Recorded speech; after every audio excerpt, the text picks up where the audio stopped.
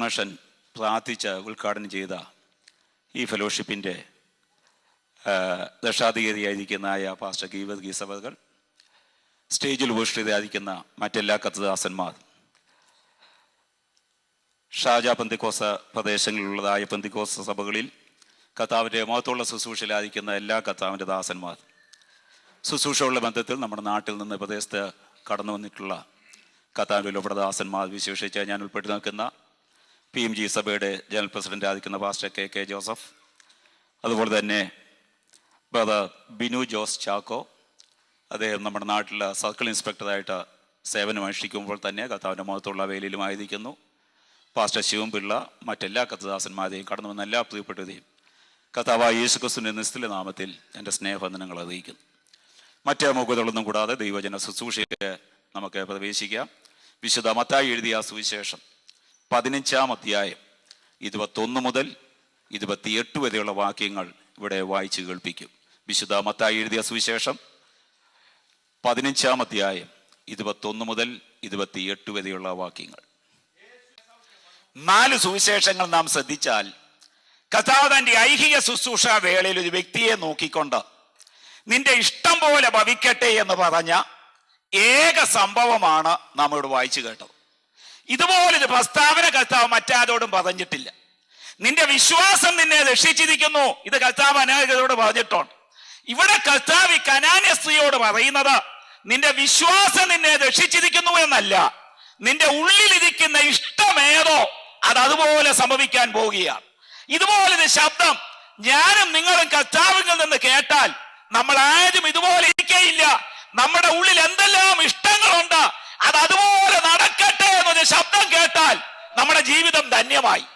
എന്നാൽ ഈ ശബ്ദം കർത്താവിങ്കൽ നിന്ന് ഇവർക്ക് കേൾക്കുവാൻ ഇവർക്ക് കൊടുക്കേണ്ടി വന്ന വില വലിയതായിരുന്നു. 3 കനത്ത വിലകൾ കൊടുത്തതിന്റെ പരിണിത ഫലമാണ് ഈ ശബ്ദം കർത്താവിങ്കൽ നിന്ന് ഇവർ കേട്ടത്. ആ 3 വിലകൾ ഏതൊക്കെയാണെന്ന് ആ വേദഭാഗത്ത് നിന്ന് തുടർന്ന് നമുക്ക് ശ്രദ്ധിക്കാം. കർത്താവ് സീദോൻ പ്രദേശങ്ങൾ കൂടി കടന്നു പോകുകയാണ്. ആ പ്രദേശങ്ങളിൽ നിന്ന് ഒരു കനാന്യ സ്ത്രീ യേശുവിന്റെ അടുക്കൽ വന്നു. കർത്താവേ, ദാവീദ് പുത്ര, എന്റെ മകൾക്ക് ഭൂതോപദ്രവം കഠിനമായിരിക്കുന്നു എന്ന് നിലവിളിച്ചു പറഞ്ഞു. യേശുവോ അവളോട് ഒരു വാക്കും ഉത്തരം പറഞ്ഞില്ല. നിന്റെ ഇഷ്ടം പോലെ ഭവിക്കട്ടെ എന്ന ശബ്ദം കേൾക്കുവാൻ ഇവർക്ക് കൊടുക്കേണ്ടി വന്ന ഒന്നാമത്തെ വില സൈലൻസ്, നിശബ്ദത, മൗനം. യേശു അവളോട് ഒരു വാക്കും ഉത്തരം പറയുന്നില്ല. എന്തുകൊണ്ട് യേശു ഇവിടെ മൗനം ദീക്ഷിക്കുന്നു? ഇവൾ യേശുവിന്റെ അടുക്കൽ വന്ന സമയം തെറ്റിയത് കൊണ്ടാണോ? ഒരിക്കലുമല്ല. ഇവൾ യേശുവിന്റെ അടുക്കൽ വന്ന സമയം ഇവളുടെ മകൾക്ക് ഭൂതോപദ്രവം കഠിനമായിരിക്കുന്നു. ജീവിതത്തിന്റെ വേദനയുടെ ആഴത്തിൽ എത്തുപെട്ട ഒരു വ്യക്തി യേശുവിന്റെ അടുക്കൽ വന്ന് നിൽക്കുക. ഇതുപോലുള്ള സാഹചര്യത്തിൽ മറ്റാരെല്ലാം യേശുവിന്റെ അടുക്കൽ വന്നിട്ടുണ്ടോ? കർത്താവ് നിന്ന് സഹായിച്ച ചരിത്രമേ ഈ വേദപുസ്തകത്തിലുള്ളൂ. ഉദാഹരണമായി രക്തസ്രാവക്കാരിയായ സ്ത്രീ യേശുവിന്റെ അടുക്കൽ വന്ന സമയം നമുക്കറിയാം. വൈദ്യന്മാരാൽ ഏറിയോ എന്ന് സഹിച്ചു, മുതൽ മുഴുവൻ നഷ്ടമായി, പരവശിയായി. എത്തേണ്ടവൻ ഈ അടുക്കലെത്തി, തൊടേണ്ടവനെ തൊട്ടു, സൗഖ്യം പ്രാപിച്ച് മടങ്ങിപ്പോയി. ഇതുപോലെ സാഹചര്യത്തിലാണ് ഇവൾ യേശുവിന്റെ അടുക്കൽ വന്നു നിൽക്കുന്നത്. മകൾക്ക് ഭൂതോപദ്രവം കഠിനമായിരിക്കുന്നു. 4 സുവിശേഷങ്ങൾ ശ്രദ്ധിച്ചാൽ നമുക്കൊരു കാര്യം അറിയാം. നമ്മുടെ വാഴ്ത്തപ്പെട്ട കർത്താവ് തന്റെ ഐഹിക ശുശ്രൂഷ വേളയിൽ മരിച്ച 3 വ്യക്തികളെയാണ് ഉയർപ്പിച്ചിട്ടുള്ളത്. 1, നയീനിലെ വിധവയുടെ മകനെ. 2, പള്ളിപ്രമാണിയായ യായീദോസിന്റെ മകളെ. 3, ബേഥാനിയയിലെ ലാസേനെ. കർത്താവിന്റെ 3.5 വർഷക്കാലത്തെ ഐഹിക ശുശ്രൂഷ വേളയിൽ ഈ പലസ്തീൻ നാട്ടിൽ ഈ 3 പേരല്ല മരിച്ചിട്ടുള്ളത്. 30, 300, 3000 അല്ല, ആയിരക്കണക്കിന് ആൾക്കാർ മരിച്ചെടുത്ത ഈ 3 വ്യക്തികളെ മാത്രമേ കർത്താവ് ഉയർപ്പിച്ചിട്ടുള്ളല്ലോ. അതിന് ഞാൻ കണ്ടെത്തിയ ന്യായമുണ്ട്. ഈ മരിച്ച 3 വ്യക്തികൾ അവരുടെ ഭവനങ്ങളോടുള്ള ബന്ധത്തിൽ ഏകതാണ്. വ്യക്തമാക്കാം. നയീനിലെ വിധവയുടെ മകനെ പറ്റി നാം വായിക്കുന്നത് അവൻ അമ്മയ്ക്ക് ഏകജാതനായ മകൻ എന്നാണ്. ഇനി വാക്യങ്ങൾ വായിച്ച് മുന്നോട്ട് പോകാം. വിശുദ്ധ ലൂക്കോസ് എഴുതിയ സുവിശേഷം 7-ാം അധ്യായം 11-12 വാക്യങ്ങൾ. ലൂക്കോസിന്റെ സുവിശേഷം 7-ാം അധ്യായം 11-12 വാക്യങ്ങൾ. അവന്റെ ശിഷ്യന്മാരും വളരെ പുരുഷാരവും കൂടെ പോയി.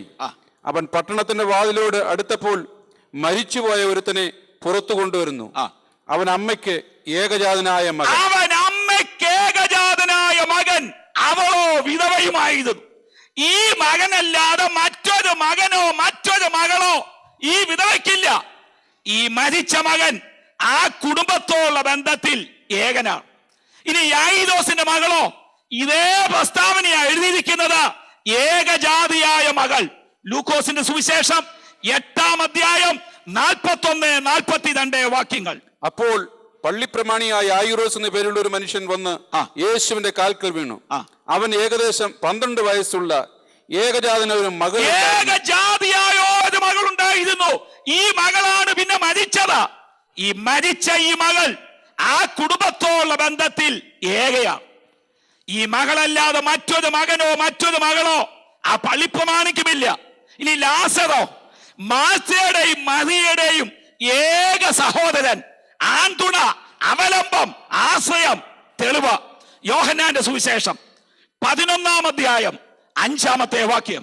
യോഹന്നാന്റെ സുവിശേഷം 11-ാം അധ്യായം 5-ാമത്തെ വാക്യം. യേശു മാർത്തയെയും അവളുടെ സഹോദരിയെയും ലാസറിനെയും സ്നേഹിച്ചു. യേശു മാർത്തയെ സ്നേഹിച്ചു, യേശു മറിയയെ സ്നേഹിച്ചു, യേശു ലാസറിനെ സ്നേഹിച്ചു. ആ കുടുംബത്തിൽ 4-മതൊരു വ്യക്തി ഉണ്ടായിരുന്നുവെങ്കിൽ പരിശുദ്ധാത്മാവ് ആ വ്യക്തിയുടെ പേര് എഴുതിയേനെ. ആ കുടുംബത്തിൽ 4-മതൊരു വ്യക്തി ഇല്ല. മാർത്തയുടെയും മറിയയുടെയും ഏക സഹോദരനാണ് ലാസർ. അവനാണ് ഇപ്പോൾ മരിച്ചിരിക്കുന്നത്. ഈ മരിച്ച 3 വ്യക്തികൾ അവരുടെ കുടുംബങ്ങളോടുള്ള ബന്ധത്തിൽ ഏകതാണ്. ഒന്ന് നഷ്ടപ്പെട്ടാൽ മറ്റൊന്നുണ്ടെന്ന് നോക്കാൻ മറ്റൊരു മുഖം ഈ 3 കുടുംബത്തിലുമില്ല. ഈ 3 കുടുംബത്തിൽ വന്നു ഭവിച്ച വേർപാട്, ആ വേർപാടിന്റെ ദുഃഖം, ആ ദുഃഖത്തിന്റെ ആഴം വലിയതായിരുന്നു. ആ വലിയ ദുഃഖം അറിഞ്ഞാണ് ആ മരിച്ച 3 വ്യക്തികളെ കർത്താവ് ഉയർപ്പിച്ചതെങ്കിൽ ഇന്ന് രാത്രി ദൈവത്തിലെ അവൻ നിന്റെ ദുഃഖം മാത്രം അറിയുന്നവനല്ല, നിന്റെ ദുഃഖത്തിന്റെ ആഴം അറിഞ്ഞ് ഇന്ന് സഹായിപ്പാൻ നസറായ നമ്മുടെ മധ്യേ കടന്നു വന്നിട്ടുണ്ട്. ഞാൻ പറഞ്ഞു വന്നത്, ദുഃഖത്തിന്റെ ആഴത്തിൽ ആരെല്ലാം വന്നിട്ടുണ്ടോ അറിഞ്ഞ് കർത്താവ് പ്രവർത്തിച്ചിട്ടുണ്ട്. ഈ കനാന്യസ് യേശുവിന്റെ അടുക്കൽ വന്ന സമയം തെറ്റല്ലെന്നാ പറഞ്ഞത്. പക്ഷെ യേശു മൗനം ദീക്ഷിക്കുക. ഇനി ഇവളെ യേശുവിനെ വിളിച്ച് തെറ്റിപ്പോയോ? യേശു മൗനം ദീക്ഷിക്കാൻ അതുമല്ല. ഇവൾ യേശുവിനെ വിളിച്ച വിളി, കർത്താവേ ദാവീദ് പുത്ര. കർത്താവേ എന്ന് വിളിച്ചത് വ്യക്തിപരമായ ബന്ധത്തിൽ, ദാവീദ് പുത്ര എന്ന് വിളിച്ചത് ലോകത്തോടുള്ള ബന്ധത്തിൽ. തെളിവ്, ഞാനും നിങ്ങളും യേശുവിനെ കർത്താവേ എന്ന് വിളിക്കാൻ തുടങ്ങിയത് രക്ഷിക്കപ്പെട്ടി അന്നു തൊട്ടാണ്. റോമാലേഖനം 10-ാം അധ്യായം 8-ാം വാക്യം. യേശുവിനെ കർത്താവെന്ന വായ് കൊണ്ട് ഏറ്റുപറയുകയും ദൈവം അവനെ മരിച്ചവരുടെ ഇടയിൽ നിന്ന് ഉയർത്തെഴുന്നേൽപ്പിച്ചു എന്ന് ഹൃദയം കൊണ്ട് വിശ്വസിക്കുകയും ചെയ്താൽ നീ രക്ഷിക്കപ്പെടും. നാം രക്ഷിക്കപ്പെട്ടി അന്ന് യേശുവിനെ വിളിച്ച വിളിയാണ് കർത്താവേ. അന്ന് മുതലാണ് അവൻ നമ്മുടെ ജീവിതത്തിൽ കർത്തൃത്വം നടത്താൻ തുടങ്ങിയത്. ഈ കനാന്യസ് യേശുവിനെ വിളിച്ചത് കർത്താവ് വ്യക്തിപരമായ ബന്ധത്തിലെ വിളിയ. രണ്ടാമത് വിളിച്ചതോ ദാവീദ് പുത്ര, അത് ലോകത്തോടുള്ള ബന്ധത്തിലെ വിളിയാണ്. തെളിവ്, സുവിശേഷം പുതിയ നിയമം നാം ശ്രദ്ധിച്ചാൽ നമ്മുടെ വാഴ്ത്തപ്പെട്ട കർത്താവിന് 5 പുത്രത്വ പദവികളാണുള്ളത്. 1, യേശുക്രിസ്തു ദൈവപുത്രനാണ്. 2, യേശുക്രിസ്തു മനുഷ്യപുത്രനാണ്. 3, യേശുക്രിസ്തു ദാവീദിന്റെ പുത്രനാണ്. 4, യേശുക്രിസ്തു അബ്രഹാമിന്റെ പുത്രനാണ്. 5, യേശുക്രിസ്തു പ്രിയപുത്രനാണ്. ഈ 5 പുത്രത്വങ്ങളാണ് നമ്മുടെ വാഴ്ത്തപ്പെട്ട കർത്താവിനുള്ളത്. ഈ 5 പുത്രത്വ പദവികൾക്കും തെളിവിനായി അനേകം വാക്യങ്ങൾ വേദപുസ്തകത്തിൽ ഉണ്ടെങ്കിലും പുത്രത്വമല്ല നമ്മുടെ ചിന്താവിഷയം എന്നുള്ളതുകൊണ്ട് തെളിവിന് വേണ്ടി മാത്രം ഓരോ വാക്യങ്ങൾ വായിച്ച് മുന്നോട്ട് പോകാം. ഒന്നാമത് യേശുക്രിസ്തു ദൈവപുത്രനാണ്. മർക്കോസ് എഴുതിയ സുവിശേഷം 1-ാം അധ്യായം 1-ാമത്തെ വാക്യം. മർക്കോസിന്റെ സുവിശേഷം 1-ാം അധ്യായം 1-ാമത്തെ വാക്യം. ദൈവപുത്രനായ യേശുക്രിസ്തുവിന്റെ സുവിശേഷം. ദൈവപുത്രനായ യേശുക്രിസ്തു. യേശുക്രിസ്തു ആര്? അവൻ ദൈവത്തിന്റെ പുത്രനാണ്. അവൻ ദൈവപുത്രനായതുകൊണ്ടാണ് മരിച്ചവരെ ഉയർപ്പിച്ചത്. അവൻ ദൈവപുത്രനായതുകൊണ്ടാണ് 5 അപ്പം കൊണ്ട് 5000 പേരെ പോഷിപ്പിച്ചത്. അവൻ ദൈവപുത്രനായതുകൊണ്ടാണ് മരിച്ചവരുടെ ഇടയിൽ നിന്ന് ആദ്യ ബലമായവർ ഉയർത്തെഴുന്നേറ്റത്. അവൻ ദൈവപുത്രനായതുകൊണ്ടാണ് അവൻ സ്വർഗ്ഗാരോഹണം ചെയ്തത്. ദൈവപുത്രൻ എന്നുള്ള നിലയിൽ സകലത്തിന്റെയും അധികാരി ഈ കർത്താവാണ്. അതുകൊണ്ടാണ് സ്വർഗ്ഗാരോഹണം ചെയ്യുമ്പോൾ കർത്താവ് പറയുകയുണ്ടായി, സ്വർഗത്തിലും ഭൂമിയിലും സകല അധികാരവും എനിക്ക് നൽകപ്പെട്ടിരിക്കുന്നു. കാരണം അവൻ ദൈവപുത്രനാണ്. ഇനി 2, യേശുക്രിസ്തു മനുഷ്യപുത്രനാണ്. മത്തായി സുവിശേഷം 20-ാം അധ്യായം 28-ാം വാക്യം. മത്തായി എഴുതിയ സുവിശേഷം 20-ാം അധ്യായം 28-ാം വാക്യം.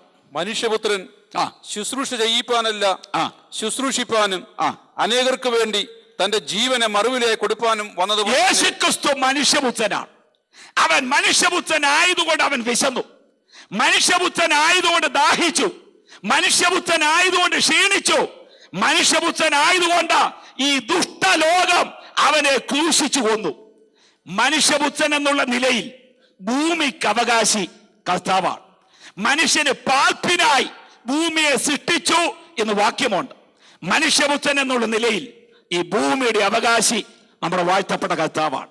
ഇനി 3, യേശുക്രിസ്തു ദാവീദിന്റെ പുത്രനാണ്. മത്തായി എഴുതിയ സുവിശേഷം 1-ാം അധ്യായം 1-ാമത്തെ വാക്യം. മത്തായി സുവിശേഷം 1-ാം അധ്യായം 1-ാമത്തെ വാക്യം. അബ്രഹാമിന്റെ പുത്രനായ ദാവീദിന്റെ പുത്രനായ യേശുക്രിസ്തുവിന്റെ ദാവീദിന്റെ പുത്രനായ യേശുക്രിസ്തു. യേശുക്രിസ്തു ആരാ?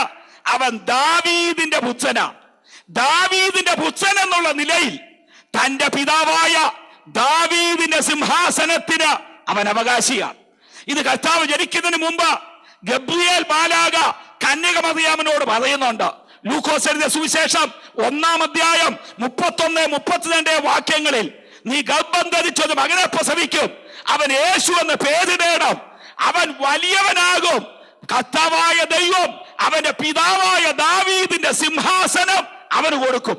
ജനിക്കുന്നതിന് മുമ്പ് തന്നെ വാഗ്ദത്തം കൊടുത്തു, ദാവീദിന്റെ സിംഹാസനത്തിന് ഇവൻ യോഗ്യനാണ്. എന്നാൽ നമ്മുടെ കർത്താവ് ഇന്നേ വരെ തന്റെ പിതാവായ ദാവീദിന്റെ സിംഹാസനത്തിൽ ഇരുന്നിട്ടില്ല. അവൻ ഇരിക്കുന്നത് 1000 ആണ്ട് വാഴ്ചയിലാണ്. ഇനിയും എത്രയും വേഗം നടക്കാൻ പോകുന്ന സംഭവം നമുക്കറിയാം. നമ്മുടെ വാഴ്ത്തപ്പെട്ട കർത്താവിന്റെ രഹസ്യവരവാണ്. കർത്താവ് താൻ ഗംഭീരനാദത്തോടും പ്രധാന ദൂതന്റെ ശബ്ദത്തോടും ദൈവത്തിന്റെ കാഹളത്തോടും കൂടി സ്വർഗത്തിൽ നിന്ന് ഇറങ്ങി വരുമ്പോൾ ക്രിസ്തുവിൽ മരിച്ചവർ മുമ്പേ ഉയർത്തെഴുന്നേൽക്കും. ജീവനോടെ ശേഷിക്കുന്ന നാം രൂപാന്തരം പ്രാപിച്ച അവനെ എതിരേൽപ്പാൻ മേഘങ്ങളിൽ എടുക്കപ്പെടും. തുടർന്ന് 7 വർഷം നാം കർത്താവിനോടൊപ്പം മണിയറയിലായിരിക്കും. ആ 7 വർഷം ഈ ഭൂമി മഹോപദ്രവ കാലത്തിൽ കടന്നു പോകുകയാണ്. എതിർക്രിസ്തു ഈ ഭൂമിയെ വാഴുകയാണ്. വേദപണ്ഡിതന്മാരുടെ അഭിപ്രായത്തിൽ എതിർക്രിസ്തുവിനാൽ 44 വലിയ കഷ്ടതകൾ യഹൂദ ജാതിക്ക് ഉണ്ടാകും. ഈ കഷ്ടത വർദ്ധിക്കുവാൻ കാരണം ആ മഹോപദ്രവ കാലത്ത് പണിയപ്പെടുന്ന യെരൂശലേം ദേവാലയത്തിൽ അവൻ തന്റെ പ്രതിമ വയ്ക്കുവാൻ ആവശ്യപ്പെടും. ഇത് യഹൂദൻ നിഷേധിക്കുമ്പോൾ പീഡ വർദ്ധിക്കും. ആ 7 വർഷത്തിന്റെ സമാപന ദിവസം യഹൂദന്മാർ തങ്ങളുടെ കൂടാരങ്ങൾ വിട്ടിറങ്ങി ഒലിവുമലയുടെ ചോട്ടിൽ ചെന്ന് കുത്യവെങ്കിലേക്ക് നോക്കി നിലവിളിക്കും, മിശിഹായെ മടങ്ങി വരണം, ഞങ്ങൾക്ക് തെറ്റുപറ്റിപ്പോയി, ഞങ്ങൾ നിന്നെ ക്രൂശിച്ച് കൊന്നുപോയി എന്ന് പറഞ്ഞ മാറത്തടിച്ച് നിലവിളിക്കുമ്പോൾ 7 വർഷത്തിന്റെ സമാപന ദിവസമാകുന്ന അന്ന് നമ്മുടെ വാഴ്ത്തപ്പെട്ട കർത്താവും അവന്റെ സഭയും ദൂതന്മാരുമായി ആകാശമേഘങ്ങളെ വാഹനമാക്കി ഏത് കണ്ണും അവനെ കുത്തി തുളച്ചവരും ആ കാഴ്ച കാണുമാതെ പരസ്യമായി ഇറങ്ങി വരും. കർത്താവിന്റെ തൃപ്പാദങ്ങൾ ഒലിവുമലയെ തൊട്ട് കഴിയുമ്പോൾ ഒലിവുമല കിഴക്ക് പടിഞ്ഞാറായി 2ആയി പിളരും. അവിടെ ഒരു താഴ്വര ഉണ്ടാകും. അതിന് യഹോശാഫാത്ത് താഴ്വര എന്ന് പേര് വിളിക്കും. ആ യഹോശാഫാത്ത് താഴ്വരയിൽ തേജസ്സിന്റെ സിംഹാസനം കർത്താവ് ഇടും. ആ സിംഹാസനത്തിൽ ഇരിക്കുമ്പോൾ എതിർക്രിസ്തുവിന് അറിവ് കിട്ടി കർത്താവ് ഒലിവുമലയിൽ വന്നുവെന്ന്. അവനും അവന്റെ സൈന്യവുമായി ഒലിവുമലയിൽ കർത്താവിനോട് യുദ്ധം ചെയ്യുവാൻ വരുമ്പോൾ കർത്താവ് എതിർക്രിസ്തുവിനെയും കള്ളപ്രവാചകരെയും ജീവനോട് പിടിച്ചു കെട്ടി ഗന്ധകം കത്തുന്ന തീപ്പൊയ്യിൽ തള്ളിയിടും. അവനോടുകൂടിയുള്ള സൈന്യത്തെയും അവൻ തന്റെ വായിലെ ശ്വാസത്താൽ നശിപ്പിച്ചു കളയും. സാത്താനെ 1000 ആണ്ട് ബന്ധിക്കും. തേജസ്സിന്റെ സിംഹാസനത്തിൽ ഇരുന്ന ജാതികളുടെ ന്യായവിധി നടത്തും. ഇത്രയും കാര്യം ചെയ്ത ശേഷം കർത്താവ് ഒലിവുമലയുടെ ഇറക്കമടങ്ങും, കിദ്രോൻ തോട് കടക്കും, യെരൂശലേമിന്റെ കയറ്റം കയറും. കർത്താവ് യെരൂശലേമിൽ ദാവീദിന്റെ സിംഹാസനത്തിൽ ഇരുന്ന 1000 ആണ്ട് വാഴുവാൻ യെരൂശലേമിൽ പ്രവേശിക്കേണ്ടത് കിഴക്കേ വാതിലൂടെയാണ്. ഇന്ന് ഈ കിഴക്കേ വാതിൽ അടഞ്ഞു കിടക്കുകയാണ്. ഈ വാതിൽ എന്നാണ് അടഞ്ഞതെന്ന് ചോദിച്ചാൽ, പീലാത്തോസ് യേശുവിനെ കൊലയ്ക്ക് വിധിച്ച ഉടനെ ജനം യേശുവിനെ കയ്യേറ്റു. അവൻ ആദ്യം ചെയ്തത് മുള്ളുകൊണ്ട് ഒരു കിരീടം മെടഞ്ഞുണ്ടാക്കി അവനെ ശിരസിൽ വച്ച കോലുകൊണ്ട് അടിച്ചിറക്കി. തലയോട് പോലും കിഴിഞ്ഞ ആ മുൾക്കിരീടം ഉതച്ചിരുന്നു. അവന്റെ തോളിൽ ഭാരമുള്ള പച്ച പൈന്മത കുരിശു വച്ചു കൊടുത്തു. അവന്റെ വലതു കൈയിൽ കോല് പിടിപ്പിച്ചു. യഹൂദന്മാരുടെ രാജാവേ ജയ ജയ എന്ന് പറഞ്ഞ കന്നത്തടിച്ച, ചാട്ടവാത് കൊണ്ട് അടിച്ച, കോലുകൊണ്ട് അടിച്ച, തലയോടിടമെന്ന അർത്ഥമുള്ള ഗോൽഗോത്ത മലയിൽ അവനെ ക്രൂശിക്കാൻ കൊണ്ടുപോയത് ഈ കിഴക്കേ വാതിലൂടെയാണ്. കർത്താവും പടജനവും പുരുഷാരവും ആ കിഴക്കേ വാതിലിന് പുറത്തിറങ്ങിയ അന്ന് ഈ വാതിൽ അടച്ചു. ഇന്നേ വരെ ഈ വാതിൽ പിന്നെ തുറന്നിട്ടില്ല.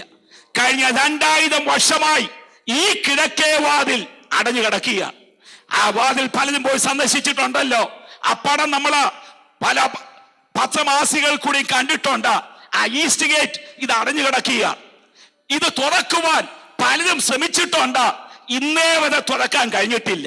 ഇപ്പോഴത്തെ പ്രശ്നം ആ ഭാഗം മുസ്ലിങ്ങളുടെ കയ്യിലാണ്. ഈ വാതിൽ ഇന്നോ നാളെയോ തുറക്കേണ്ട വാതിലല്ല, ഇത് അടഞ്ഞു തന്നെ കിടക്കണമെന്ന എഗസ്കേൽ പ്രവചനം 44-ാം അധ്യായം 1, 2, 3 വാക്യങ്ങളിൽ വായിക്കുന്നു. അവൻ എന്നെ കിഴക്കോട്ട് ദർശനമുള്ള ഗോപുരത്തിങ്കൽ കൊണ്ടുവന്നു, അത് അടഞ്ഞു കിടക്കുന്നു എന്നാണ് 1-ാം വാക്യം. 3-ാം വാക്യത്തിൽ പ്രഭു അതിലൂടെ കടക്കുകയും അതിലൂടെ പുറത്തു പോവുകയും ചെയ്യണം. കിഴക്കേ ഗോപുരമെന്ന മലയാളം വേദപുസ്തകത്തിൽ എഴുതിയിരിക്കുമ്പോൾ ഈസ്റ്റ് ഗേറ്റ് കിഴക്കേ വാതിൽ എന്നാണ് ഇംഗ്ലീഷ് വേദപുസ്തകത്തിൽ.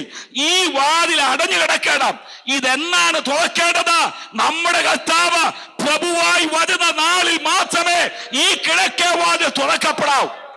ഈ വാതിൽ തുറക്കുന്നതിനെ പറ്റിയുള്ള പ്രവചനമാണ് 24-ാം സങ്കീർത്തനം 7 വാക്യങ്ങളിൽ.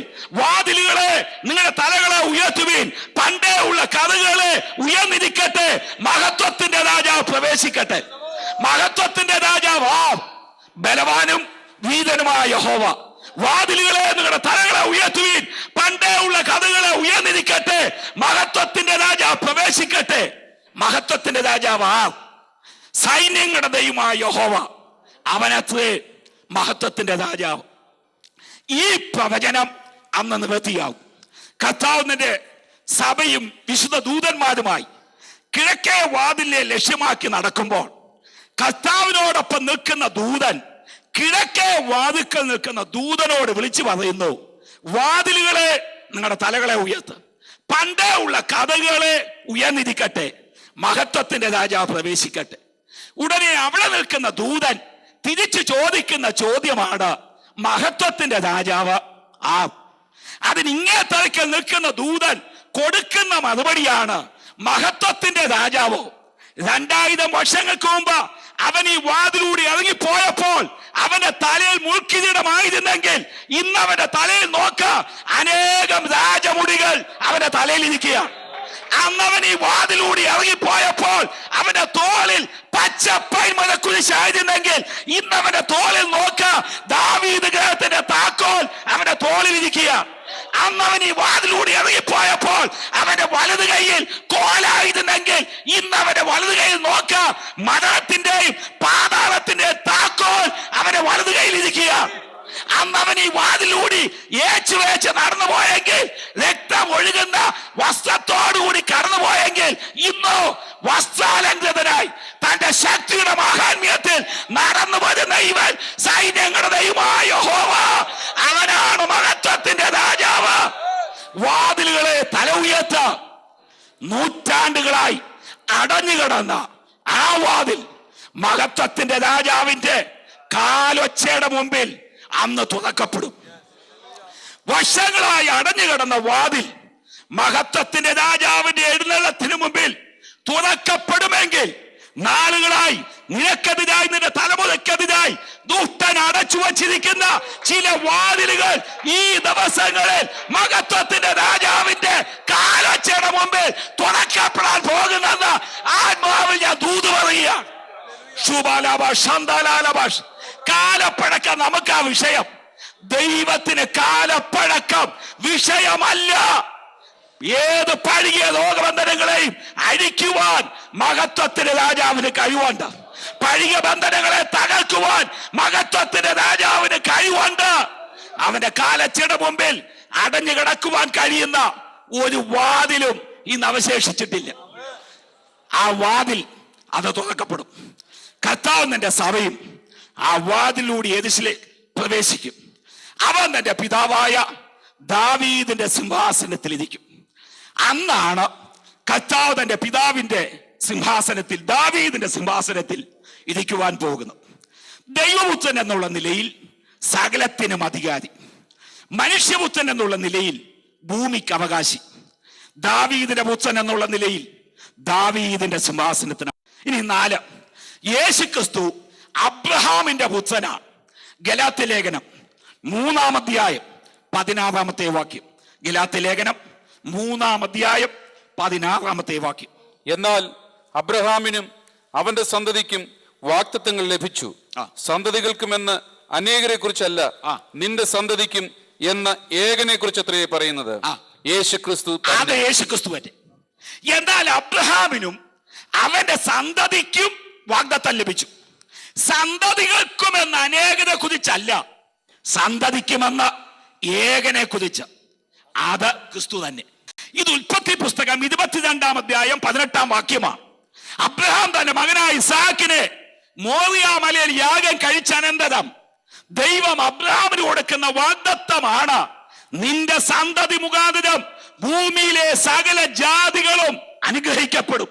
ആ വാക്യം പൗലോസ് എടുത്തുദ്ധരിച്ചിട്ട് പറയുന്നു, പണ്ട് ദൈവം മോറിയ മലയിൽ വെച്ച അബ്രഹാമിന് കൊടുത്ത വാഗ്ദത്തം ഉണ്ടല്ലോ, നിന്റെ സന്തതി എന്ന് പറഞ്ഞ വാഗ്ദത്തം, ആ സന്തതി ഇസാക്കുമല്ല, ആ സന്തതി ക്രിസ്തുവാണ്.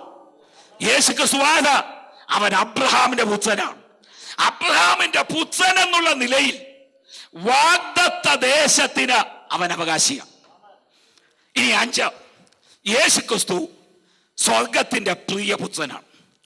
2 പ്രാവശ്യമാണ് അതിമഹത്തായ തേജസ്സിൽ നിന്ന് ഈ സാക്ഷ്യം കർത്താവിനുണ്ടായത്. 1 സ്നാന സമയത്ത്. വിശുദ്ധ മത്തായി സുവിശേഷം 3-ാം അധ്യായം 16-17 വാക്യങ്ങൾ. വിശുദ്ധ മത്തായി സുവിശേഷം 3-ാം അധ്യായം 16-17 വാക്യങ്ങൾ. യേശു സ്നാനമേറ്റ ഉടനെ വെള്ളത്തിൽ നിന്ന് കയറി. അപ്പോൾ സ്വർഗം തുറന്ന് ദൈവാത്മാവ് പ്രാവുന്ന പോലെ ഇറങ്ങി തന്റെ മേൽ വരുന്നത് അവൻ കണ്ടു. ഇവൻ എന്റെ പ്രിയപുത്രൻ, ഇവൻ എന്റെ പ്രിയപുത്രൻ, ഇവനിൽ ഞാൻ പ്രസാദിച്ചിരിക്കുന്നു. സ്നാനപ്പെട്ട യേശുവിന്റെ തലയ്ക്ക് മീതെ സ്വർഗം തുറന്നു. അത് യേശുവിനുള്ള ബന്ധത്തിൽ മാത്രമല്ല, ഇവിടെ ഇരിക്കുന്ന ഞാനും നിങ്ങളും സ്നാനപ്പെട്ടി അന്ന് നമ്മുടെ തലയ്ക്ക് മീതെ സ്വർഗം തുറന്നതാണ്. നമ്മുടെ ആക്ഷരിക കണ്ണുകൾ കൊണ്ട് കണ്ടില്ലെന്നേ ഉള്ളൂ. എന്നിന് സ്വർഗം തുറക്കണം. ഇന്ന് പലരും സ്നാനപ്പെട്ട് വീട്ടിൽ ചെല്ലുമ്പോൾ പെറ്റ മാതാവ്, ഊട്ടി വളർത്തിയ പിതാവ്, നീ എന്റെ മകനല്ല, നീ എന്റെ മകളല്ലെന്ന് പറഞ്ഞ് വീടിന്റെ കവാടങ്ങൾ കൊട്ടി അടയ്ക്കുമ്പോൾ നിന്റെ പിതാവ് സ്നാനപ്പെട്ടു എന്ന ഏക കാരണത്താൽ നിനക്കെതിരായി വീടിന്റെ വാതിലുകൾ അടച്ചാൽ, അവൻ അടയ്ക്കുന്നതിന് മുമ്പ് ഞാൻ എന്റെ ഭവനത്തിന്റെ കവാടങ്ങൾ മകനെ മകളെ നിനക്ക് വേണ്ടി തുറക്കുകയാണ് എന്ന പരമസത്യമാണ് അതിനകത്ത് ഉള്ളടക്കം ചെയ്തിരിക്കുന്നത്. ഈ വലിയ കാഴ്ചപ്പാട് നമുക്ക് ലഭിച്ചത് കൊണ്ടാണ് ആഴിയെ നോക്കാതെ ആഴമാതായാതെ അവന്റെ കൽപ്പന അനുസരിപ്പാൻ ഞാനും നിങ്ങളും ധൈര്യപ്പെട്ടത്. സ്നാനപ്പെട്ട യേശു സ്വർഗത്തിന്റെ പ്രിയപുത്രനായി. 2ാമത് യേശു ക്രിസ്തു പ്രിയപുത്രനായത് മറുവമലയിലാണ്. വിശുദ്ധ മത്തായി സുവിശേഷം 17-ാം അധ്യായം 5-ാമത്തെ വാക്യം. 17-ാം അധ്യായം 5-ാം വാക്യം. അവൻ പറയുമ്പോൾ തന്നെ പ്രകാശമുള്ള ഒരു മേഘം അവരുടെ മേൽ നിഴലിട്ടു. മേഘത്തിൽ നിന്ന് ഇവൻ എന്റെ പ്രിയപുത്രൻ, ഇവൻ എന്റെ പ്രിയപുത്രൻ, ഇവങ്കിൽ ഞാൻ പ്രസാദിക്കുന്നു. 4 സുവിശേഷങ്ങൾ നാം ശ്രദ്ധിച്ചാൽ മറുവമലയുടെ സംഭവം 3 സുവിശേഷകന്മാരെ എഴുതിയിട്ടുള്ളൂ. ഒരു സുവിശേഷത്തിൽ നമ്മളത് കാണുന്നില്ല. ഈ 3 സുവിശേഷ ഭാഗങ്ങൾ ചേർത്ത് വായിച്ചാൽ അവിടെ 4 സംഭവങ്ങൾ നടക്കുന്നുണ്ട്. 1, യേശു പ്രാർത്ഥിച്ചു, അത് ഈ ഭാഗത്തില്ല. 2, യേശുവിന്റെ വസ്ത്രം വെണ്മയായി. 3, മോശയും ഏലിയാവും പ്രത്യക്ഷപ്പെട്ടു. 4, കഷ്ടാനുഭവങ്ങളെ പറ്റി സംഭാഷിച്ചു. ഈ 4 കാര്യം നടന്നപ്പോൾ സ്വർഗം വിളിച്ചു പറയുന്നു, ഇവൻ എൻ്റെ പ്രിയപുത്രൻ. പ്രാർത്ഥിക്കുന്ന ദൈവമക്കൾ സ്വർഗത്തിന്റെ പ്രിയമക്കളാണ്. ജീവിത വസ്ത്രം വെണ്മയായി സൂക്ഷിക്കുന്നവർ സ്വർഗത്തിന്റെ പ്രിയമക്കളാണ്. ആഴമുള്ള വെളിപ്പാട് കാണുന്നവർ സ്വർഗത്തിന്റെ പ്രിയമക്കളാണ്. അല്ല, അവന് വേണ്ടി കഷ്ടം സഹിക്കുന്നവർ, കഷ്ടം സഹിപ്പാൻ ഏൽപ്പിച്ചു കൊടുക്കുന്നവർ സ്വർഗത്തിന്റെ പ്രിയമക്കളാണ്. ഇങ്ങനെ യേശുക്രിസ്തുവിന് 5 പുത്രത്വ പദവികളാണ് വിശുദ്ധ ബൈബിളിലുള്ളത്. ലോകം യേശുവിനെ വിളിക്കുന്ന വിളിയാണ് ദാവീദ് പുത്ര.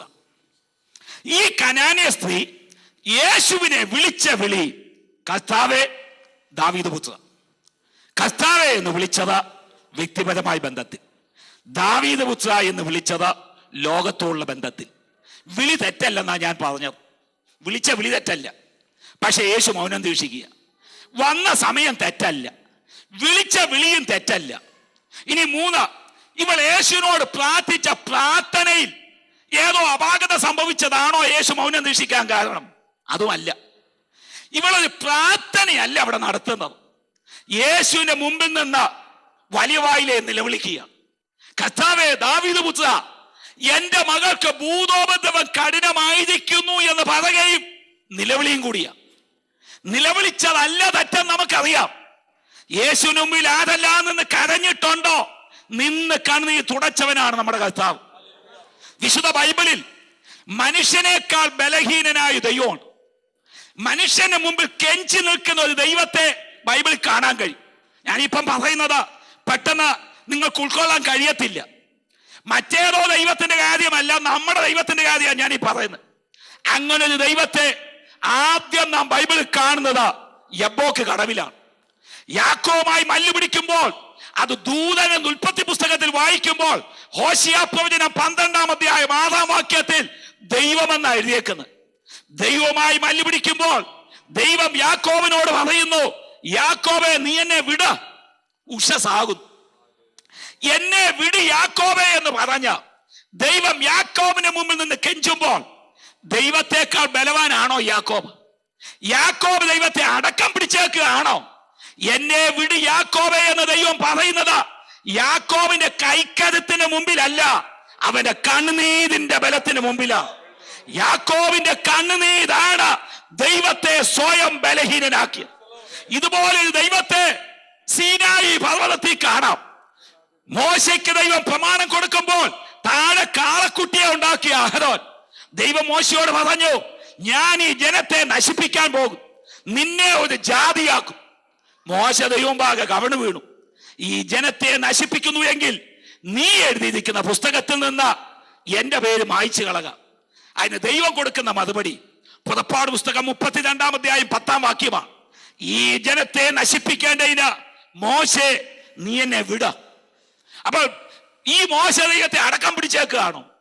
എന്നെ വിട് മോശെ എന്ന് പറഞ്ഞ ദൈവം മോശയുടെ മുമ്പിൽ നിൽക്കുന്നത് മോശയുടെ കായബലത്തിന്റെ മുമ്പിലല്ല, അവൻ കണ്ണുനീരിന്റെ ബലത്തിന് മുമ്പിലാണ്. മോശയുടെ കണ്ണുനീരിന്റെ മുമ്പിൽ ദൈവം സ്വയം ബലഹീനനായി. ഇതുപോലെ ദൈവത്തെ സൊദോം ഗൊമോര പട്ടണത്തിൽ കാണാം. ലോത്തിനെയും ഭാര്യയെയും മക്കളെയും കൈക്ക് പിടിച്ച് പുറത്താക്കി. ഈ പ്രദേശത്ത് എങ്ങനെ നിൽക്കരുത്, പുറകോട്ട് നോക്കരുത്, പർവ്വതത്തിലേക്ക് ഓടാം. ലോത്ത് പറഞ്ഞു, പർവ്വതം വരെ ഓടാൻ വയ്യ, ഇവിടെ അടുത്തൊരു പട്ടണമുണ്ട്, അത് സമീപമാണ്, അത് ചെറുതാണ്, ഞാൻ അങ്ങോട്ട് ഓടാം. മറ്റേതെങ്കിലും സന്ദർഭത്തിലായിരുന്നെങ്കിൽ ദൈവം കോപിച്ചേനെ. ഇവിടെ ദൈവം കോപിച്ചില്ല. പട്ടണത്തിലേക്കെങ്കിൽ പട്ടണത്തിലേക്ക് ഓടാം. അടുത്ത ദൈവം പറയുന്നത്, നീ അവിടെ എത്തുവോളം എനിക്കൊന്നും ചെയ്യുവാൻ കഴിയുകയില്ല, എനിക്കൊന്നും ചെയ്യാൻ വയ്യ എന്ന നിലയിൽ ദൈവത്തെ കൊണ്ടെത്തിച്ചത് ഇതിന്റെ തലേ ദിവസം അബ്രഹാം നടത്തിയ അഭിയാചനയാണ്.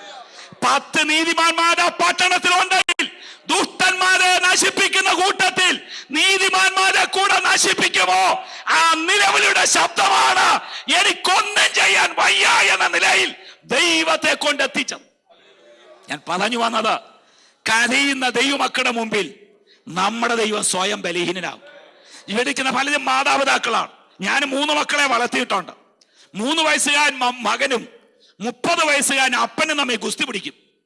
ഈ 3 വയസ്സുകാരൻ അപ്പന്റെ നെഞ്ചത്ത് കയറി വെച്ച് പറയും, ഞാൻ പപ്പായെ ജയിച്ചു. ഉടനെ താഴെ കിടക്കുന്ന അപ്പൻ പറയും, മോനെ നീ ജയിച്ചു, ഞാൻ തോറ്റു. ഇവിടെ 3 വയസ്സുകാരൻ 30 വയസ്സുകാരനെ തോൽപ്പിച്ചതല്ല, മകന് വേണ്ടി അപ്പൻ സ്വയം തോറ്റു കൊടുത്തതാണ്. ഇവിടെ നടന്നതാണ്. യാക്കോബ് ദൈവത്തെ തോൽപ്പിച്ചതല്ല, യാക്കോബിന് വേണ്ടി ദൈവം സ്വയം തോറ്റു കൊടുത്തതാണ്. മോശ ദൈവത്തെ തോൽപ്പിച്ചതല്ല, മോശയ്ക്ക് വേണ്ടി ദൈവം സ്വയം തോറ്റു കൊടുത്തതാണ്. ലോത്ത് ദൈവത്തെ തോൽപ്പിച്ചതല്ല, അബ്രഹാമിനെ ഓർത്ത് ലോത്തിന്റെ മുമ്പിൽ ദൈവം സ്വയം തോറ്റു കൊടുത്തതാണ്. ഇവിടെ കരച്ചിലും തെറ്റല്ലെന്നാ ഞാൻ ഈ പറഞ്ഞത്. വന്ന സമയം തെറ്റല്ല, വിളിച്ച വിളി തെറ്റല്ല, കരഞ്ഞ കരച്ചിലും തെറ്റല്ല. യേശു മൗനം ദീക്ഷിക്കുന്നു. ഇതാ നമുക്ക് സഹിക്കാൻ വയ്യാത്ത കാര്യം, ഈ മൗനം. ഇപ്പൊ നമ്മുടെ നാട്ടിലെ ഒരു ഉദാഹരണം പറഞ്ഞാൽ, നമുക്കൊരു ആവശ്യം നേരിട്ട് നമ്മുടെ കുഞ്ഞിന് ഫീസ് കൊടുക്കണം, ഇനി ലാസ്റ്റ് ഡേറ്റാ, 100 രൂപ വേണം. വീട്ടിൽ 10 പൈസയില്ല. അടുത്ത വീട്ടിലെ സമ്പന്നന്റെ വീട്ടിൽ ചെന്ന് നമ്മുടെ ദുഃഖവും ആവലാതിയും എല്ലാം കൂടെ അങ്ങ് പറഞ്ഞു. ഈ കേട്ട മനുഷ്യൻ ഒന്നുകിൽ ഉണ്ടെന്ന് പറ, ഇല്ല ഇല്ലെന്ന് പറ, ഇല്ല നീ പോന്ന് പറ, ഇതൊന്നും പറയാതെ കനശാലിയായിട്ട് ഇരുന്നാൽ ഇതാ സഹിക്കാൻ വയ്യാത്ത കാര്യം. ഒന്നുകിൽ ഉണ്ടെന്ന് പറ, ഇല്ല ഇല്ലെന്ന് പറ, ഇല്ല നീ പോന്ന് പറ, ഇത് പറയാതെ കനശാലിയായിട്ട് ഇരുന്നാൽ സഹിക്കാവുന്നതിലും അപ്പുറമാണ്. ഏതാണ്ട് ഇതേ സാഹചര്യത്തിലാണ് ഈ കനാന്യ സ്ത്രീ യേശുവിന് മുമ്പിൽ നിൽക്കുന്നത്. യേശു അവളോട് ഒരു വാക്കുത്തരം പറഞ്ഞില്ല. ഇങ്ങനെ കർത്താവ് മൗനം ദീക്ഷിച്ച് നിൽക്കുമ്പോൾ യേശുവിന്റെ ശിഷ്യന്മാർ യേശുവിനോട് പറയുന്നു, ഇവൾ കരഞ്ഞും കൊണ്ട് നമ്മുടെ പിന്നാലെ വരും, ഇവളെ ഒന്ന് പറഞ്ഞുവിടും. ആ ഭാഗം വായിക്കുമ്പോൾ നമുക്ക് തോന്നിപ്പോകുന്നു, യേശുവിനില്ലാത്ത മനസ്സലിവ് ഈ ശിഷ്യന്മാർക്കുണ്ടല്ലോ, അല്ലെങ്കിൽ ശിഷ്യന്മാർക്ക് തോന്നിയ മനസ്സലിവ് യേശുവിന് തോന്നിയില്ലല്ലോ എന്ന് നമുക്ക് തോന്നിപ്പോകും. ഇവിടെ ഒന്ന് പറഞ്ഞുവിടും, ഒന്നുകിൽ സൗഖ്യമാക്കി, അല്ലെങ്കിൽ അല്ലാതെ ഏതെങ്കിലും വിധത്തിൽ ഇവിടെ പറഞ്ഞുവിടാം. അതിന് യേശു കൊടുക്കുന്ന മറുപടി, ഇസ്രായേൽ ഗ്രഹത്തിലെ കാണാതെ പോയ ആടുകളുടെ അടുക്കലേക്കല്ലാതെ എന്നെ അയച്ചിട്ടില്ല. എന്റെ പിതാവ് എന്നെ അയച്ചത് ഇവളെ സഹായിക്കാനല്ല, ഇസ്രായേൽ ഗ്രഹത്തിലെ കാണാതെ പോയ ആട്, അല്ലെങ്കിൽ യഹൂദ ജാതി, അവരുടെ അടുക്കലേക്കാണ് എന്റെ പിതാവ് എന്നെ അയച്ചിരിക്കുന്നു. ഈ ശിഷ്യന്മാരുടെ അപേക്ഷ കർത്താവ് തള്ളി. ആ കൂട്ടത്തിൽ ഈ കനാന്യ സ്ത്രീയുടെ അപേക്ഷ തള്ളിപ്പെട്ടു. സ്ത്രീയെ, നിന്റെ ഇഷ്ടം പോലെ ഭവിക്കട്ടെ എന്ന ശബ്ദം കേൾക്കുവാൻ അവൾക്ക് കൊടുക്കേണ്ടി വന്ന 2ാമത്തെ വില റിജക്ഷൻ, അപേക്ഷ തള്ളപ്പെട്ടു. ഈ 4 സുവിശേഷങ്ങൾ നമ്മൾ ശ്രദ്ധിച്ചാൽ നമ്മുടെ വാഴ്ത്തപ്പെട്ട കർത്താവ് ഏകദേശം 40 ഉപമകളാണ് പ്രസ്താവിച്ചിട്ടുള്ളത്. ഏകദേശം 40 ഉപമകൾ 4 സുവിശേഷങ്ങളായി കാണാൻ കഴിയും. ഈ 40 ഉപമകളിൽ മടുത്തുകൂടാതെ പ്രാർത്ഥിക്കുന്നതിനെ പറ്റി 2 ഉപമകളെ കർത്താവ് പറഞ്ഞിട്ടുള്ളൂ. ഈ 2 ഉപമകളും ലൂക്കോസ് സുവിശേഷത്തിലാണ്. ഒന്ന് 11-ാം അധ്യായത്തിൽ കാണുന്ന 3 സ്നേഹിതന്മാരുടെ ഉപമ, 5 മുതൽ 8 വരെ. 2 18-ാം അധ്യായത്തിൽ കാണുന്ന 1 മുതൽ 7 വരെ. ദൈവത്തെ ഭയവും മനുഷ്യനെ ശങ്കയുമില്ലാത്ത ന്യായാധിപന്റെ വീട്ടുവാതുക്കൾ മുട്ടുന്ന ആ വിധവയുടെ ഉപമ.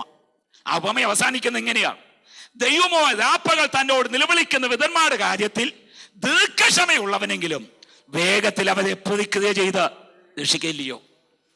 11-ാം അധ്യായത്തിൽ കാണുന്ന ഉപമയിൽ 1-ാമത്തെ സ്നേഹിതന്റെ വീട്ടിൽ അർദ്ധരാത്രിയിൽ അവന്റെ സ്നേഹിതൻ വന്നു, 2-ാമൻ.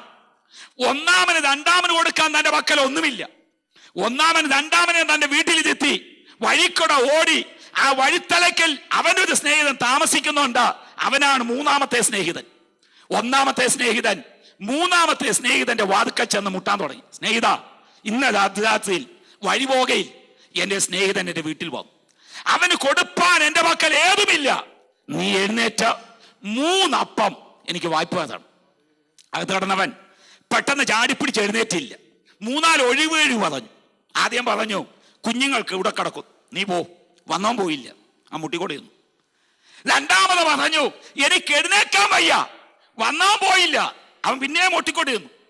മൂന്നാമത് അകത്ത് കിടന്നവൻ പറഞ്ഞു എനിക്ക് കതക് തുറക്കാൻ വയ്യ, വന്നവൻ പോയില്ല, പിന്നെയും മുട്ടിക്കൊണ്ടിരുന്നു. നാലാമത് പറഞ്ഞു എന്നെ അസഹ്യപ്പെടുത്തരുത്. അങ്ങനെ എഴുതിയിട്ടുണ്ട്. അഭിമാനമുള്ളവൻ അവിടെ നിൽക്കത്തില്ല, പക്ഷെ ഇവൻ പോയില്ല, മുട്ടിക്കൊണ്ടിരുന്നു. ഇവൻ ആവശ്യബോധക്കാരനാണെന്നുള്ളതാണ് പരമാർത്ഥമെങ്കിലും ഇവൻ പോകാത്തതിന്റെ മറ്റൊരു രഹസ്യമുണ്ട്.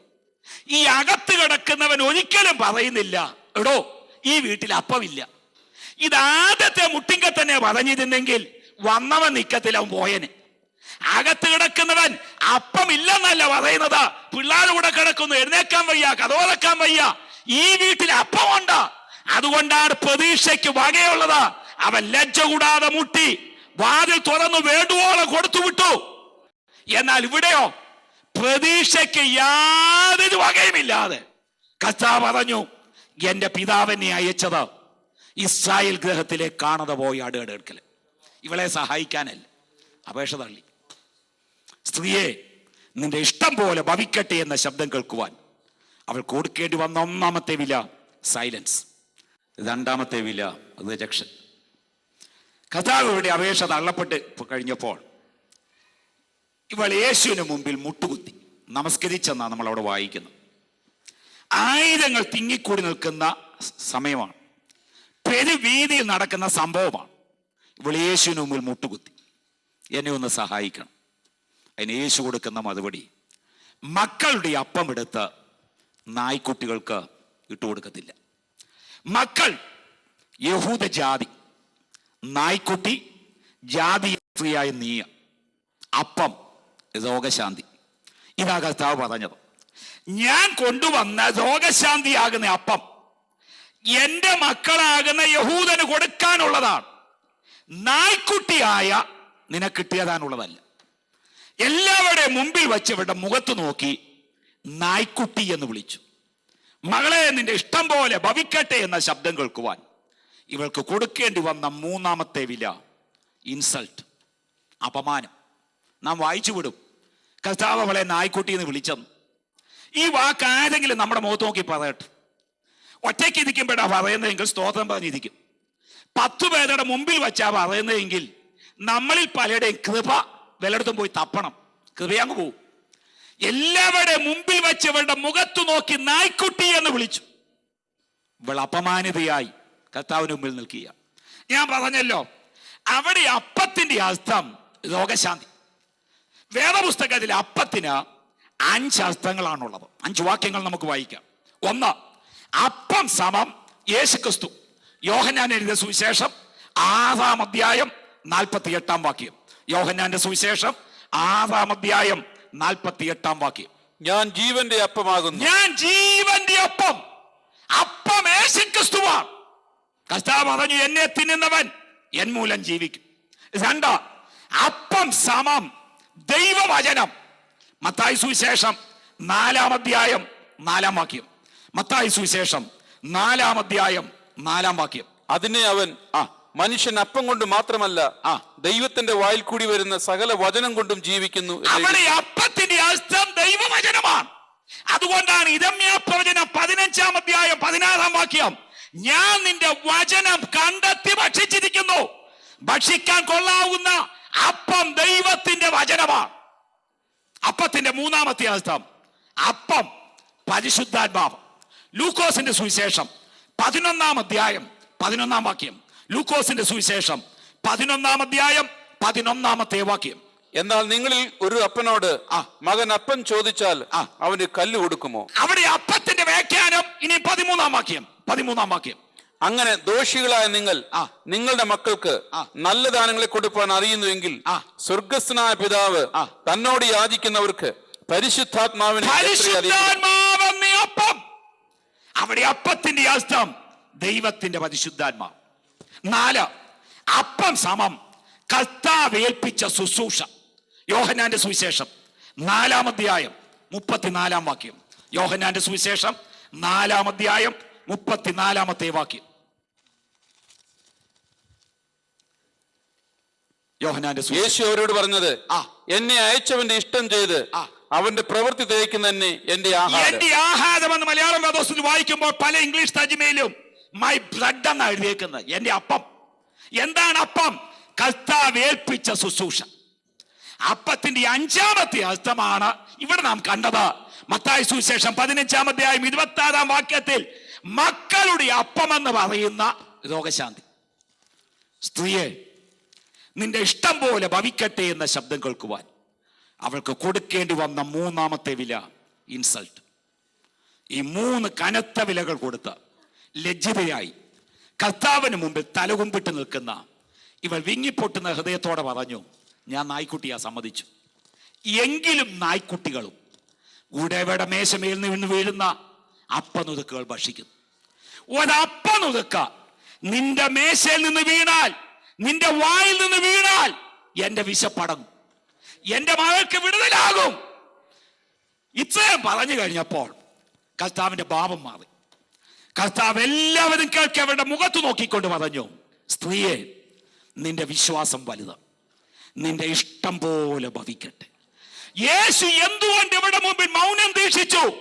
ഇവളിലെ വലിയ വിശ്വാസം പുറത്തെടുക്കുവാൻ. യേശു എന്തുകൊണ്ട് ഇവിടെ അപേക്ഷ തള്ളി? ഇവളിലെ വലിയ വിശ്വാസം പുറത്തെടുക്കുവാൻ. യേശുവിനാൽ ഇവൾ അപമാനിക്കപ്പെട്ടത് എന്തിനാ? ഇവളിലെ വലിയ വിശ്വാസം പുറത്തെടുക്കുവാൻ. എന്താണ് ഇവളിലെ വലിയ വിശ്വാസം? അതിനല്പം ചരിത്രം പുറപോട്ടതൊക്കെ ചിന്തിക്കണം. നമ്മുടെ വാഴ്ത്തപ്പെട്ട കർത്താവിന്റെ ശുശ്രൂഷയ്ക്ക് 2 ഭാഗമുണ്ട്. ഫസ്റ്റ് പാർട്ട് എന്ന് പറയുന്നത് യഹൂദന്മാരുടെ ഇടയിൽ മാത്രം ശുശ്രൂഷിച്ച 1-ാം ഭാഗം. ആ സമയത്താണ് ശിഷ്യന്മാരെ പറഞ്ഞയക്കുമ്പോൾ കർത്താവ് കൽപ്പനയായി കൊടുക്കുന്നുണ്ട്.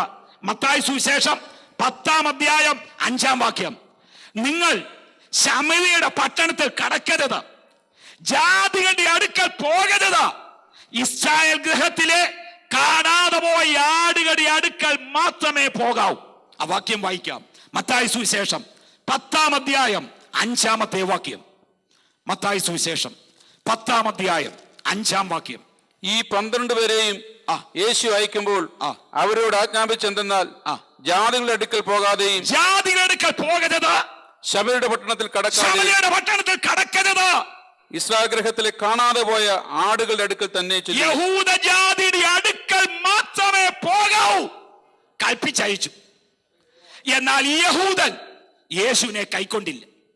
കൈക്കൊള്ളാതെ വന്നപ്പോൾ ശുശ്രൂഷ ജാതികളിലേക്ക് തിരിഞ്ഞു. ആ സംഭവം നടന്നത് യേശുക്രിസ്തുവിന്റെ യെരൂശലേമിലേക്കുള്ള എഴുതപ്പുറത്തെ ജൈത്ര യാത്ര കഴിഞ്ഞപ്പോഴാണ്.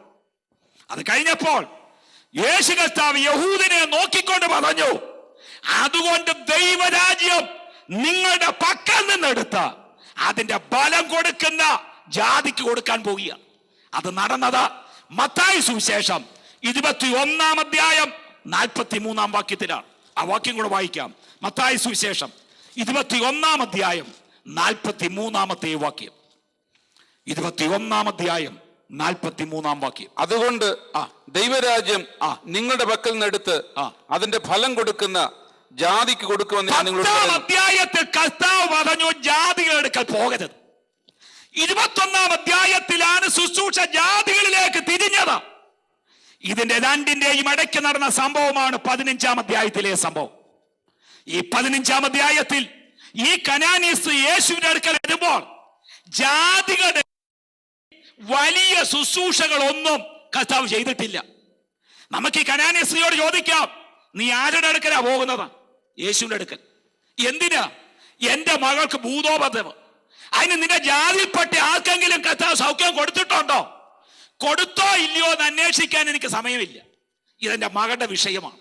ഞാൻ യേശുവിന്റെ അടുക്കൽ ചെല്ലും. അവൻ മൗനം ദീക്ഷിച്ചാലും ഞാൻ അവന്റെ കാല് വിടാതെ കാൽക്കലിരിക്കും.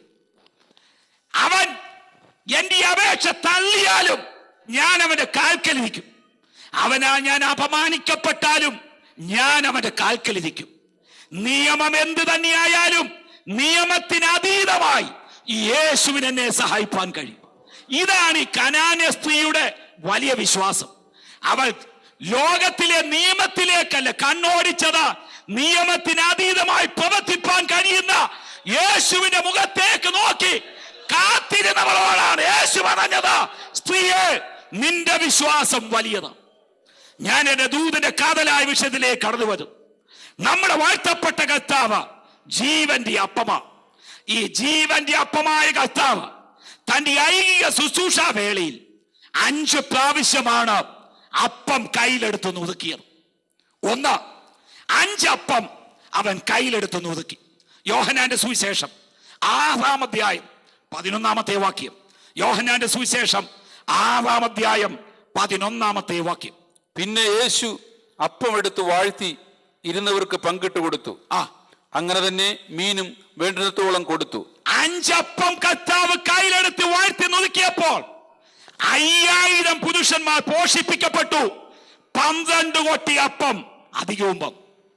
രണ്ടാമത് കർത്താവ് അപ്പം കയ്യിലെടുത്ത് ഒതുക്കിയത് 7 അപ്പം അവൻ കയ്യിലെടുത്ത് വാഴ്ത്തി. വിശുദ്ധ മത്തായി എഴുതിയ സുവിശേഷം 15-ാം അധ്യായം 34-ാം വാക്യം. മത്തായി സുവിശേഷം 15-ാം അധ്യായം 34-ാമത്തെ വാക്യം. നിങ്ങളുടെ പക്കൽ എത്ര അപ്പമുണ്ട് എന്ന് യേശു ചോദിച്ചു.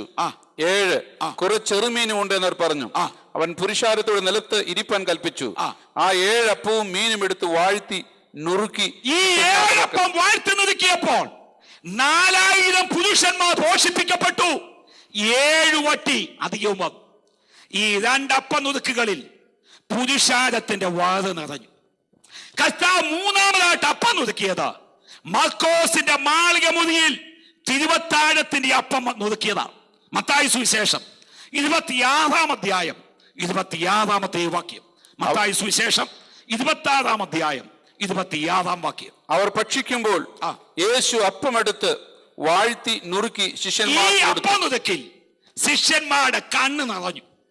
അടുത്ത ദിവസം ഇതുപോലെ തങ്ങളുടെ ഗുരുനാഥന്റെ തങ്കത്തിരുമേനി നുറുങ്ങപ്പെടുമെന്ന ചിന്തയിൽ ആ അപ്പം നുറുക്കിൽ പങ്കെടുത്ത ശിഷ്യന്മാരുടെ കണ്ണുകൾ നിറയുവാനിടയായി.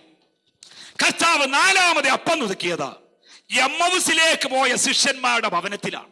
ലൂക്കോസ് വിശേഷം 24-ാം അധ്യായം 30-31 വാക്യങ്ങൾ. ലൂക്കോസിന്റെ സുവിശേഷം 24-ാം അധ്യായം 30-31 വാക്യങ്ങൾ. അവരുമായി ഭക്ഷണത്തിനിരിക്കുമ്പോൾ അവൻ അപ്പമെടുത്ത് അനുഗ്രഹിച്ച് നുറുക്കി അപ്പം നുറുക്കിൽ ശിഷ്യന്മാരുടെ കണ്ണു തുറന്നു. ആദ്യത്തെ 2 അപ്പം നുറുക്കുകളിൽ പുരുഷാരത്തിന്റെ വാത് നിറഞ്ഞെങ്കിൽ, 3-ാമത്തെ അപ്പം നുറുക്കിൽ ശിഷ്യന്മാരുടെ കണ്ണു നിറഞ്ഞെങ്കിൽ, 4-ാമത്തെ അപ്പം നുറുക്കിൽ ശിഷ്യന്മാരുടെ കണ്ണു തുറന്നു.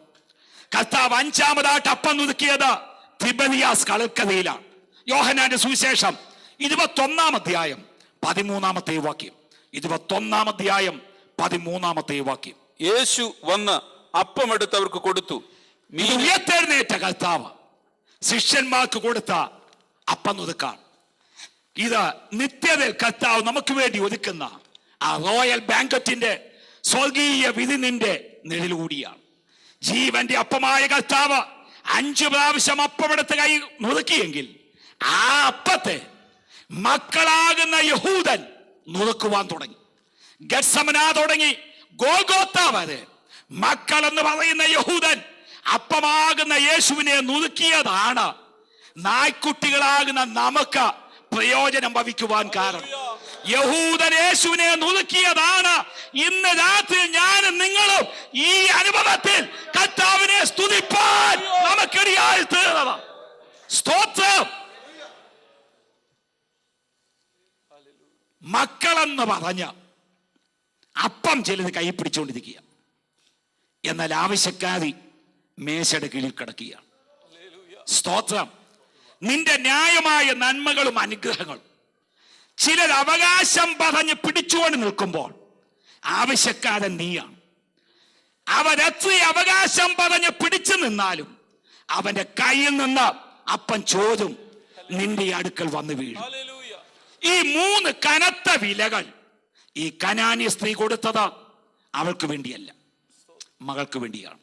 എഴുന്നേൽക്കാം, നമുക്ക് എല്ലാവരും എഴുന്നേറ്റ് നിന്നാട്ട് ശാന്തമായി തലകൾ വണക്കി നിൽക്കാം, കണ്ണുകൾ അടയ്ക്കാം. ഈ 3 വിലകൾ ഈ കനാന്യ സ്ത്രീ കൊടുത്തത് അവൾക്ക് വേണ്ടിയല്ല, മകൾക്ക് വേണ്ടി. തലമുറയ്ക്ക് വേണ്ടി കനത്ത വില കൊടുത്ത് നിൽക്കുന്ന ചില മാതാപിതാക്കൾ ഇതിന്റെ മധ്യത്തിലുണ്ട്. എല്ലാവർക്കും പ്രാർത്ഥനയോടെ ആയിരിക്കും.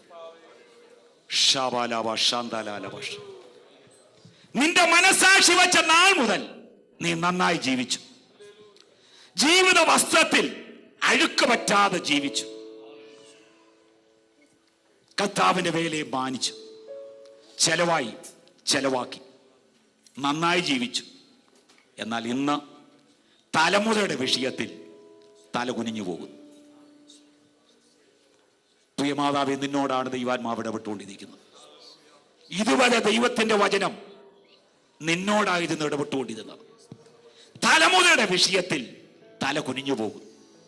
എത്രയോ ഉപവാസം, എത്രയോ ആത്മതപനം, എത്രയോ കണ്ണുനീർ കർത്താവ് മൗനം ദീക്ഷിക്കും. എത്രയോ പ്രാർത്ഥനകൾക്ക് മറുപടി ലഭിച്ചു. ഇന്ന് തലമുറയുടെ വിഷയത്തിൽ മറുപടി ലഭിക്കാതെ പോകും. എന്റെ അപേക്ഷ തള്ളപ്പെട്ടോ? മറ്റുള്ളവരുടെ മുമ്പിൽ ലജ്ജതയാൽ തല കുനിഞ്ഞു പോകുന്നു. ഇന്ന് രാത്രി ഞാൻ ആത്മാവിൽ വിളിച്ചു പറയുന്നു, പൊടുന്നനവെ വെളിപ്പെട്ടു വരുന്ന ചില വിടുതലുകൾ നിന്റെ തലമുറയ്ക്ക് വേണ്ടി ഈ ദിവസങ്ങളിൽ ദൈവം അയക്കാൻ പോവുക. ഈ കനാന്യ സ്ത്രീ യേശുവിന്റെ മുമ്പിൽ നിൽക്കുമ്പോൾ മകൾ കൂടെയില്ല, മകള് മറ്റൊരിടത്താണ്. ഇന്ന് രാത്രി നീ കർത്തൃസന്നിധിയിലായിരിക്കുമ്പോൾ നിന്റെ തലമുറ ഭൂമിയുടെ ഏത് കോണിലായാലും അവിടം വരെ കടന്നു ചെല്ലുന്ന വിടുതലിന്റെ വ്യാപാരം ഇന്ന് രാത്രി അയക്കാൻ പോവുക. നിന്റെ ന്യായമായ നന്മ ഇന്ന് പലരും കൈപ്പിടിയിൽ വച്ചിരിക്കുക. ഈ മരുഭൂമിയിൽ നീ അധ്വാനിച്ചുണ്ടാക്കിയ പല നന്മകൾ പലരുടെയും കയ്യിലാണ്.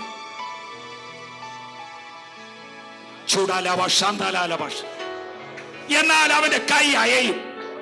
നിന്റെ നന്മ നിന്റെ അടുക്കൽ കടന്നു വരും. നിന്റെ കൈയുടെ അധ്വാനപരം നീയാണ് തിന്നേണ്ടത്. ആരെല്ലാം കൈപ്പിടിയിൽ ഒതുക്കിയാലും നിന്റെ നന്മ നിന്റെ അടുക്കിലേക്ക് മടങ്ങി വരും. ഈ രണ്ട് ദൂതം എന്നോടായിരുന്നു എന്ന ഉത്തമബോധമുള്ളവർ. നിങ്ങൾക്ക് വേണ്ടി പ്രാർത്ഥിക്കാൻ എനിക്കൊരു ആത്മപ്രേരണയുണ്ട്. ദയവായി കരം ഉയർത്തിപ്പിടിച്ചാൽ ഞാൻ നിങ്ങൾക്കായി പ്രാർത്ഥിക്കും. ഞങ്ങളുടെ വാഴ്ത്തപ്പെട്ട കർത്താവേ, സ്വർഗീയ പിതാവേ, ഈ ഉയർത്തപ്പെട്ട കഥങ്ങൾക്കായി സ്തോത്രം. തലമുറകൾക്ക് വേണ്ടി കനത്ത വില കൊടുത്ത് നിൽക്കുന്ന ഈ മാതാക്കളോട് പിതാക്കളോട് അവിടുന്ന് വാസ്തവമായി മനസ്സലിയണമേ കർത്താവേ. ചുടിനി അംശിയാസിയാല തലമുറ ഇന്ന് രാത്രിയിൽ എവിടെയായാലും അവിടം വരെ കടന്നു ചെല്ലുന്ന വിടുതലിന്റെ വ്യാപാരം അവിടെ നയിക്കണമേ എന്ന് അങ്ങയോട് പ്രാർത്ഥിക്കുന്നു. കുടുംബ ബന്ധങ്ങൾ ശിഥിലമാകുന്നു എന്ന് കണ്ട അന്താളിച്ചു നിൽക്കുന്ന മാതാക്കൾ ഇതിന്റെ മധ്യത്തിലുണ്ട്. അവിടുന്ന് കുടുംബ ബന്ധങ്ങളെ പണിയാൻ പോകുന്നുണ്ട്. സ്തോത്രം. ഉപജീവനത്തിന് മാർഗം മുട്ടി വഴി അടഞ്ഞു നിൽക്കുന്ന തലമുറകൾക്കായി പ്രാർത്ഥിക്കുന്നു. അവിടുന്ന് വഴി തുറക്കണമേ കർത്താവേ. രോഗബന്ധനത്താൽ കഷ്ടപ്പെടുന്ന തലമുറകൾക്കായി പ്രാർത്ഥിക്കുന്നു. വിടുതലിന്റെ വ്യാപാരം ഇന്ന് രാത്രി അവിടെ നയിക്കണമേ. ഭൂമിയുടെ ഏത് കോണിലായാലും ഈ പ്രാർത്ഥിക്കുന്ന ഈ സമയം തന്നെ അതിവേഗം ഓടുന്ന വചനമയച്ച് വിടുവിക്കുവാൻ പ്രാർത്ഥിക്കുന്നു. കർത്താവേ, അങ്ങയുടെ മക്കളുടെ പല നന്മകളും പിശാച് കൈപ്പിടിയിൽ ഒതുക്കി പിടിച്ചിരിക്കുമ്പോൾ മക്കളെന്നുള്ള അവകാശത്തിൽ പല നന്മകളും പിടിച്ചു നിർത്തിയിരിക്കുന്ന ദൂതന്റെ കടുത്ത കരങ്ങളെ ഇന്ന് രാത്രി യേശുവിന്റെ നാമത്തിൽ ഞങ്ങൾ ശാസിക്കുക. കൈ അയയട്ടെ. അവിടുത്തെ മക്കളുടെ അടുക്കൽ അപ്പം വന്ന് വീഴട്ടെ. സ്തോത്രം.